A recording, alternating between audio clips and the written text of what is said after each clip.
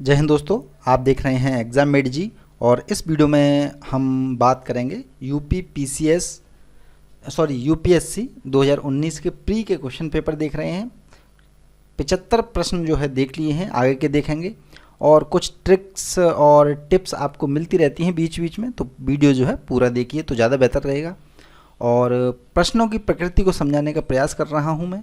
और एक सीरीज़ हमारी चली रही है एनसीईआरटी बेस्ड कि एनसीईआरटी से क्यों पढ़ना ज़रूरी है। मैं आपको प्रूफ सहित चीज़ों को दिखा रहा हूँ जिससे आप प्रेरित हो सकें, आपका जो संकल्प है एनसीईआरटी पढ़ने का वो कम से कम पूरा हो सके, पक्का हो सके, क्योंकि वही चीज़ पढ़िए जहाँ से प्रश्न बन रहे हैं। ठीक है, नेक्स्ट ये प्रश्न देखते हैं। मियाँ तानसेन के संदर्भ में निम्नलिखित में से कौन सा कथन सही नहीं है? तो स्टेटमेंट है, यानी कि आंसर है इसका, सम्राट अकबर द्वारा इन्हें दी गई उपाधि तानसेन थी, तो ये तानसेन ने नहीं दी थी। ठीक है, बाकी के इनसे संबंधित ये जो 3 तथ्य हैं वो बिल्कुल सही हैं। तो ये कहाँ पर मिलेगा आपको? एनसीईआरटी में डायरेक्टली मिल जाएगा। आप चेक करिए 6 से लेकर 12 तक की एनसीईआरटी, जो नई वाली एनसीईआरटी हैं उनमें चेक करिए, मिल जाएगा। ठीक है, कुछ चीज़ें करंट में रहती हैं, इस वजह से ये प्रश्न जो है पूछ लिया गया वहाँ से उठा करके। सॉरी, इनमें से किस मुगल सम्राट ने सचित्र पांडुलिपियों से ध्यान उठाकर चित्राधार यानी एल्बम और वैयक्तिक रूप चित्रों पर अधिक जोर दिया? ये डायरेक्टली आपका पूछा गया है एनसीईआरटी से 12th क्लास की, 11th या 11th की होगी शायद, उसमें से ये पूछ लिया गया है। ठीक है, आंसर इसका जहांगीर। निम्नलिखित में से कौन सा नेशनल पार्क पूर्णतया शीतोष्ण अल्पाइन कटिबंध में स्थित है? नेशनल पार्क जो है कहाँ पर स्थित है? ये आपका फूलों की घाटी नेशनल पार्क है जो पूर्णतया शीतोष्ण अल्पाइन कटिबंध में स्थित है। ये करंट अफेयर्स में रहा होगा, इसलिए ये पूछ लिया गया है। नेशनल पार्क, जितने भी नेशनल पार्क हैं अक्सर आप देखिएगा, जो भी नेशनल पार्क चलेंगे तो उसके आसपास के क्षेत्र आप ज़रूर चेक कर लें कि आसपास कोई नदी है, नदियों के बीच में नेशनल पार्क है, या किस कटिबंध में है, हिमालय पर है, मैदानी क्षेत्र में वहाँ की मिट्टी कैसी है। ठीक है, वहाँ पर कौन कौन से जानवर हैं, इन चीज़ों पर आपको विशेष रूप से ध्यान में रखना होगा। केवल इससे काम नहीं चलेगा, नाम से भी कभी कभी काम चल जाता है और उसके अंदर की कुछ चीज़ें आपसे पूछ ली जाएंगी, जैसे इस प्रकार से। और ये अक्सर एक सवाल इससे रिलेटेड हमेशा आ रहा है 2011 से लेकर। अटल नवप्रवर्तन अटल इनोवेशन मिशन किसके अधीन स्थापित किया गया है? देखिए डायरेक्ट पूछ लिया गया है, नीति आयोग के अधीन ये कार्य करता है अटल इनोवेशन मिशन। ये करंट अफेयर्स का जुड़ा हुआ है, डायरेक्ट देखिए पूछ लिया गया है। सिंपल चीज़, आप पढ़ते रहोगे अटल नवोन्मेष मिशन के अंदर ये हैं ये किया जाएगा, लेकिन ये किसके अधीन है ये पूछ लिया गया। तो आपको डीप पढ़ना है, प्लस ऊपर का भी ध्यान रखना है। ये कैसे ध्यान रहेगा? जब आप चीज़ों को लिख लोगे, लिख करके आपको बार बार रिवीजन करने पड़ेगा, तब जाके चीज़ें याद रहेंगी, वरना क्वेश्चन आंसर लगाते रहिए, कुछ नहीं होगा, याद नहीं रहेंगी ना चीज़ें। आप पढ़ सब कुछ जाओगे, आपको ऐसा लगेगा कि हाँ मुग़ल काल भी मैंने पढ़ा है, अकबर का नाम भी सुना है, क्वेश्चन आएगा आपसे निकल जाएगा, होगा ही नहीं वो क्वेश्चन, क्योंकि आपने वो डीप जो अटैचमेंट होना चाहिए बुकों के साथ वो नहीं किया। आपने जो 1000 जो टॉपिक्स पर मैं बात कर रहा हूँ क्या बनाने का, नोट्स बनाने का, उस पर आप काम नहीं कर रहे हो। तो आपको हर सब्जेक्ट के लगभग 100-150 लगभग टॉपिक तैयार करने पड़ेंगे, उनके नोट्स बनाने पड़ेंगे खुद से, और वो किस आधार पर बनाने पड़ेंगे, इसी वजह से मैं ये प्रश्न पत्र जो है दिखा रहा हूँ आपसे। जून की 21वीं तारीख को सूर्य उत्तरी ध्रुव व्रत पर क्षितिज के नीचे नहीं डूबता है। ठीक है, तो ये इसका आंसर है। सिंपल सा दिया हुआ है ज्योग्राफी की बुक में, और करंट में रहती चीज़ें इस प्रकार की जो है आ जाती हैं। निम्नलिखित कथनों पर विचार कीजिए। कृषि मृदाएं पर्यावरण में नाइट्रोजन के ऑक्साइड निर्मुक्त करती हैं। दूसरा स्टेटमेंट है मवेशी पर्यावरण में अमोनिया निर्मुक्त करते हैं।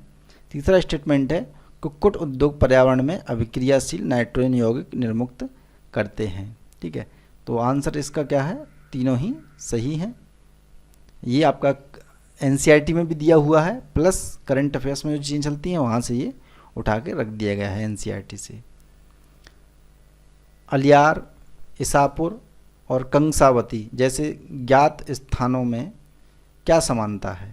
ये जल भंडार हैं। ठीक है, ये डायरेक्ट आपको मिल जाएगा एनसीईआरटी में मानव भूगोल में जब आप पढ़ोगे इंडियन से रिलेटेड तो उसमें ये चीज़ें मिल जाएंगी, ठीक है।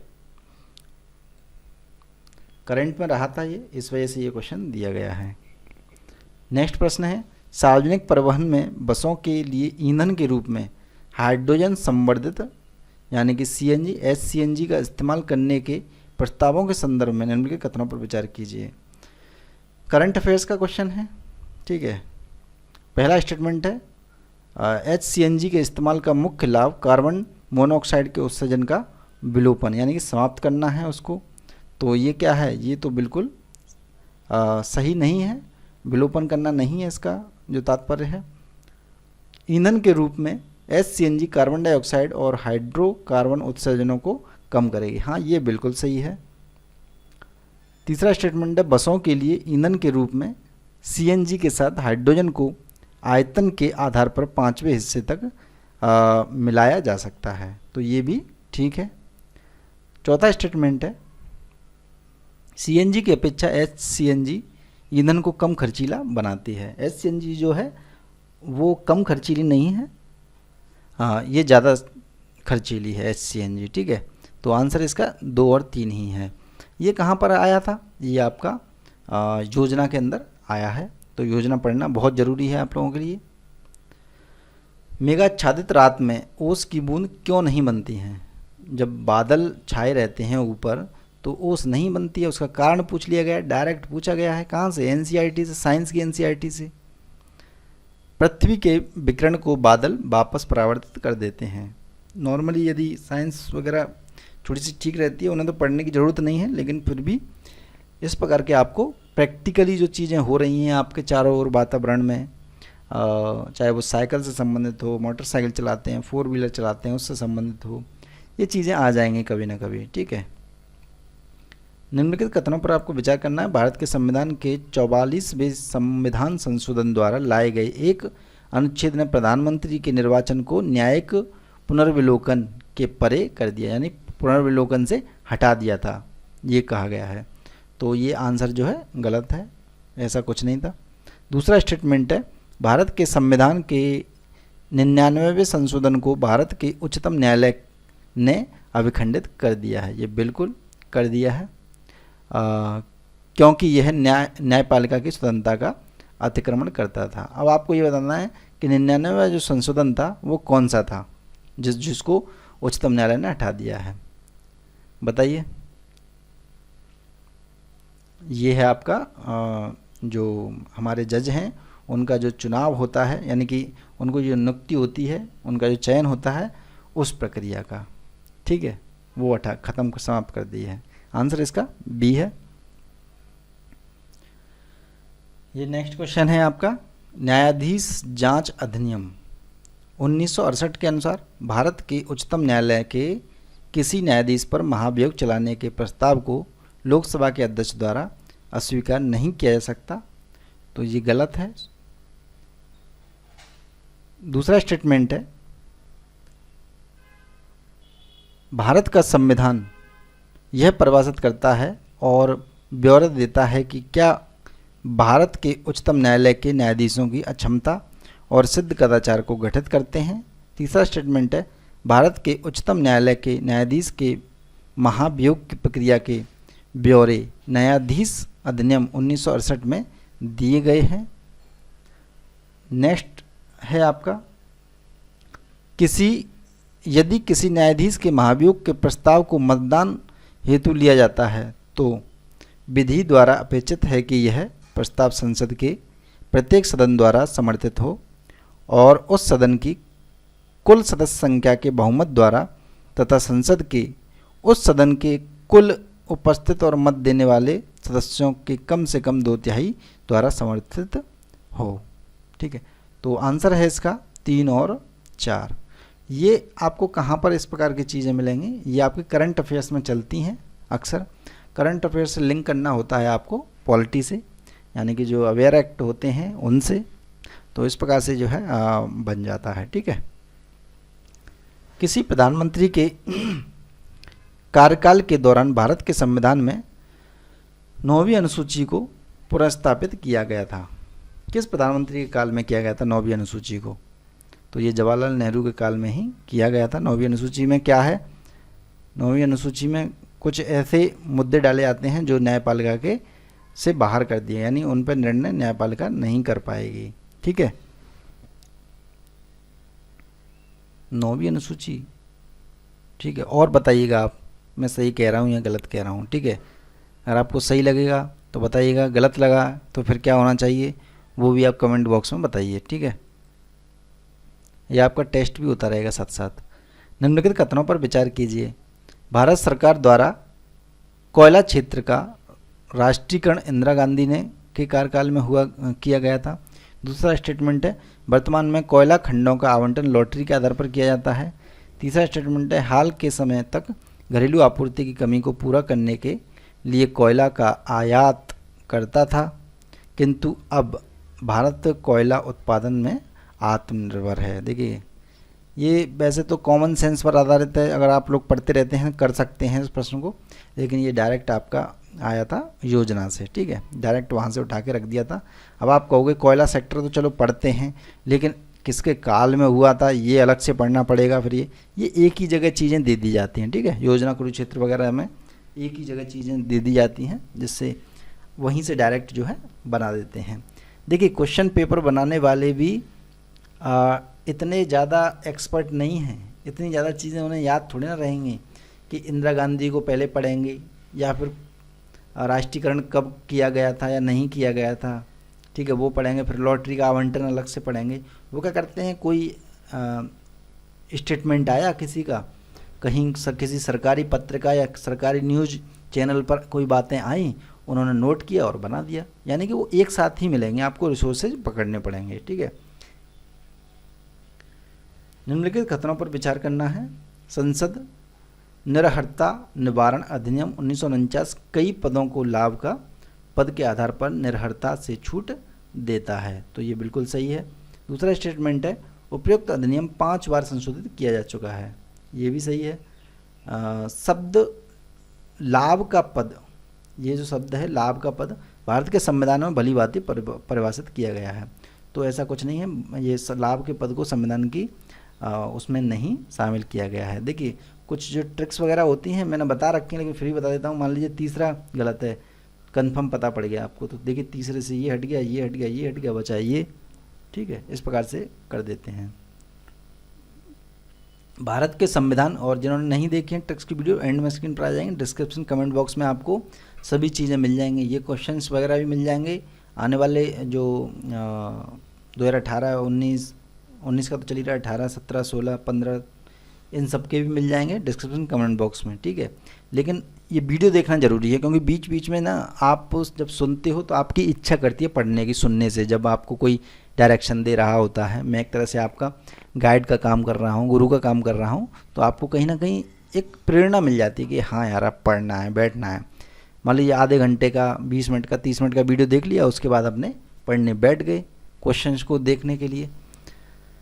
भारत के संविधान की किस अनुसूची के अधीन जनजातीय भूमि का खनन के लिए किसी पक्षकारों को अंतरण अकृत और शून्य घोषित किया जा सकता है? तो इसका है आंसर 5वीं अनुसूची। ये अनुसूचियाँ थोड़ी सी आपको अच्छे ढंग से देखनी पड़ेंगी, इनके अंदर क्या क्या चीज़ें हैं वो भी देखनी पड़ेंगी, अक्सर प्रश्न बनते हैं। ठीक है, 5वीं 6वीं अनुसूची, 9वीं अनुसूची से तो अक्सर ही बन रहे हैं, है ना। हाल ही में हमारे देश में हिमालयी बिच्छू बूटी, ये आपका कुरुक्षेत्र के अंदर आया था।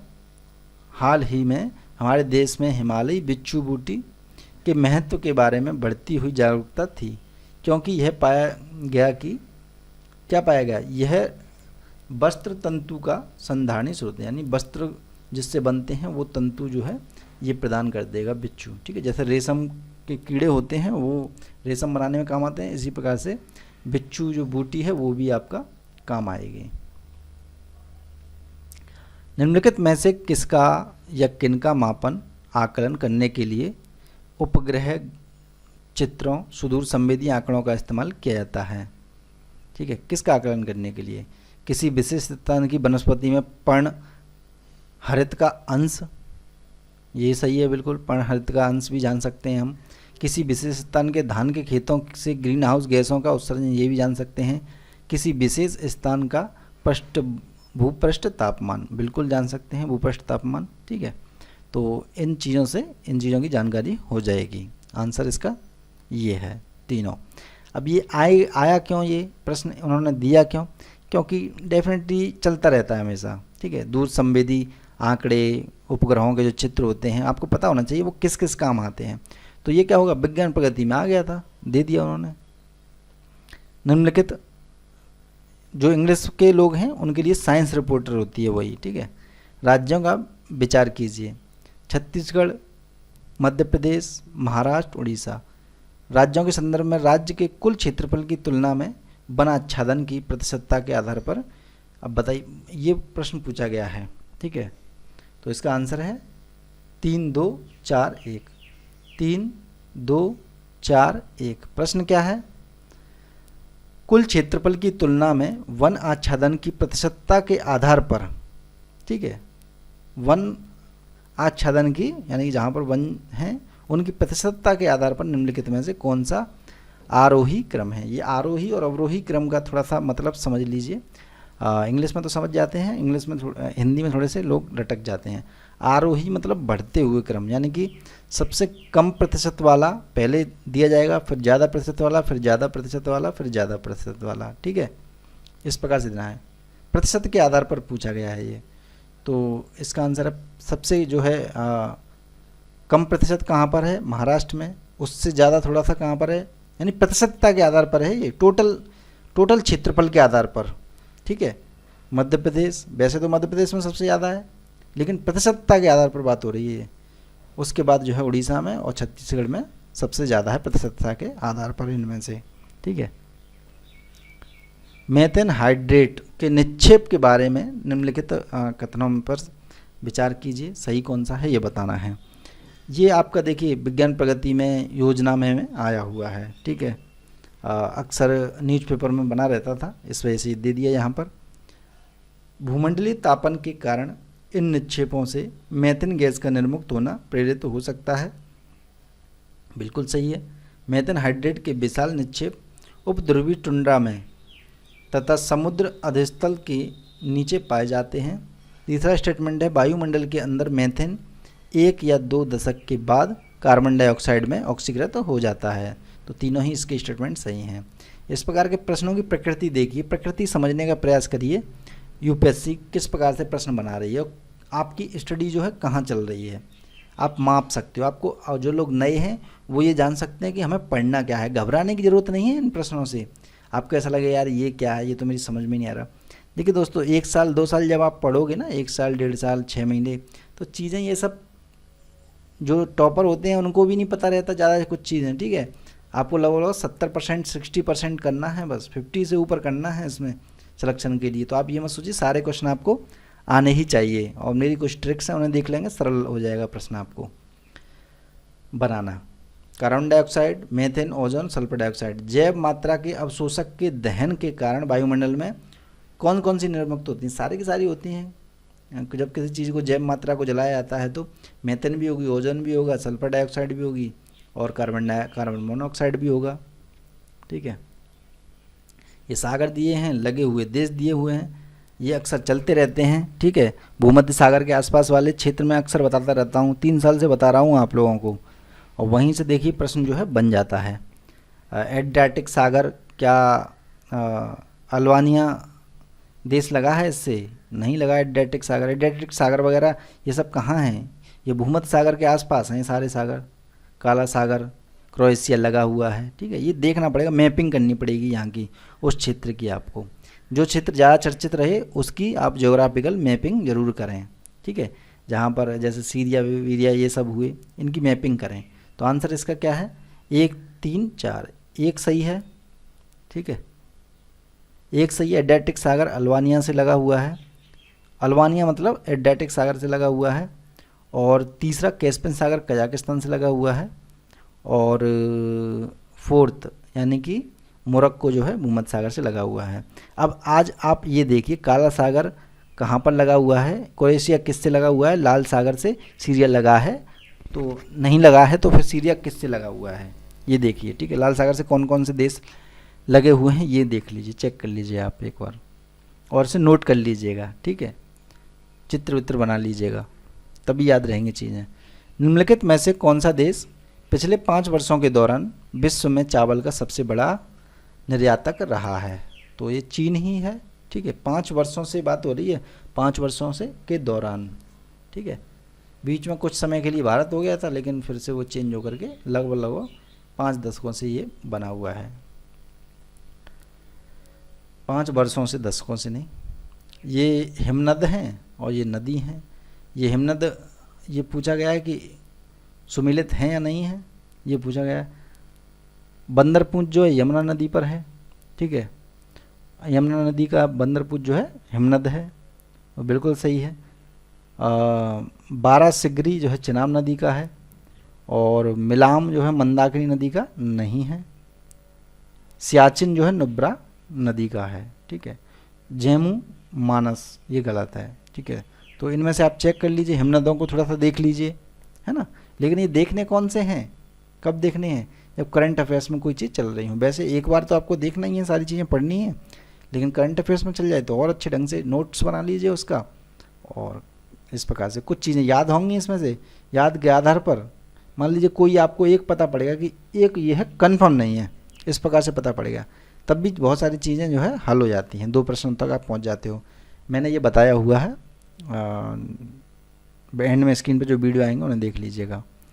भारत में कार्बोफ्यूरेन, मेथिल पैराथिलोन, फोरेट, ट्राई एजोफॉस के इस्तेमाल को आशंका से देखा जाता है।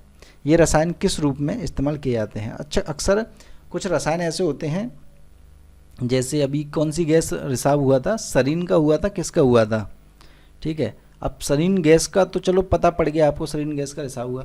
अब ये गैस जो है पूछ ली जाएगी, ये गैस कहाँ कहाँ यूज होती है ना। जो हुआ था ना हैदराबाद में हुआ था, कहाँ हुआ था आप लोगों को ज़्यादा पता होगा, इस्तेमाल किए जाते हैं। ए, कृषि में जो है पीड़कनाशी के रूप में यूज किए जाते हैं। अब ये कहाँ आया था, ये आया था आपका कुरुक्षेत्र में, ठीक है, और विज्ञान प्रगति में आपको मिल जाता है ये। इस प्रकार से आपको चीज़ निगाह रखनी पड़ेगी, नोट्स बनाने पड़ेंगे उनके, पढ़ने मात्र से कुछ नहीं होगा, याद ही नहीं रहेगा, बार बार पढ़ना पड़ेगा। और बार बार किस चीज़ को पढ़ोगे, जिस पर आप कंफर्म विश्वास हो आपको कि हाँ ये आ सकता है। ये कब विश्वास होगा कि आ सकता है, इस पहुँच तक आप कब पहुँचोगे, जब आप प्रीवियस ईयर के जो क्वेश्चन पेपर बताए जा रहे हैं उनको बार बार पढ़ोगे, देखोगे, ठीक है, सुनोगे जो चीज़ मैं बता रहा हूँ, तब आपका इच्छा करेगी, तब आपकी इच्छा वही चीज़ की क्या करेगी, जब आपको ये दिमाग में रच बस जाएंगे ना ये प्रश्न, तो आपको पढ़ने की भी उन्हीं चीज़ों की ज़्यादा इच्छा हुआ करेगी, आपको नोट्स वही बना करेंगे जो आने की संभावना होगी।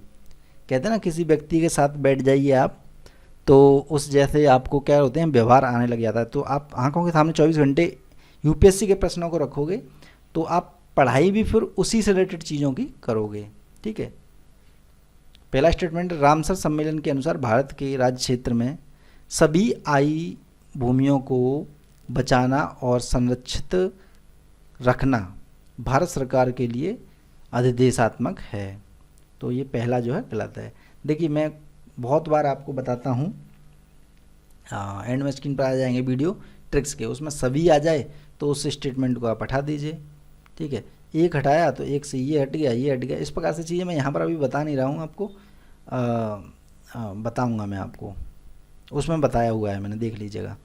आर्द्रभूमि अधिनियम भारत सरकार ने रामसर सम्मेलन की संस्तुतियों के आधार पर बनाए थे।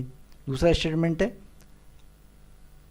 आर्द्रभूमि, ये आर्द्र है, आर्द्रभूमि संरक्षण एवं प्रबंधन अधिनियम 2010 आर्द्रभूमियों के अपवाह क्षेत्र या जल ग्रहण क्षेत्रों में भी सम्मिलित करते हैं, जैसे कि प्राधिकार द्वारा निर्धारित किया गया है, ठीक है। तो ये दोनों ही ये स्टेटमेंट जो है सही है, ये वाला पहला गलत है क्योंकि यहाँ पर सभी आ गया था। कुछ चीज़ें मैंने बताई हैं, आप देख लीजिएगा, जो एंड में स्क्रीन पर वीडियो आ रहे हैं उन्हें देख लीजिए। तो इस वीडियो को लाइक करना है, शेयर करना है और बेल आइकन का बटन जरूर दबा दीजिए। इस प्रकार से मैं अब नेक्स्ट 2018 का प्रश्न पत्र करवाऊँगा आपको, और सारे वीडियोज़ आप देखते रहिए, काफ़ी बेनिफिट मिलेगा आपको, जो स्क्रीन पर आ रहे हैं उनको जय हिंद, जय भारत, धन्यवाद। डिस्क्रिप्शन कमेंट बॉक्स चेक कर लीजिए, सारे प्रश्न पत्र और भी चीज़ें आपको मिल जाएंगी, ट्रिक से संबंधित वीडियो भी मिल जाएंगे, जो स्क्रीन पर आ रहे हैं वो भी। धन्यवाद।